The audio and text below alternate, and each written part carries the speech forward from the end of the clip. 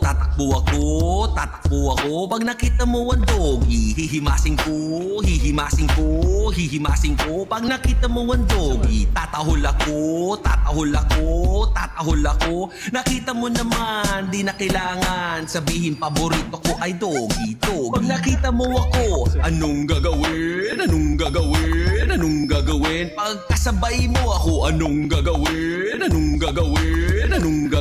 Pag inuwi mo ako, anong gagawin?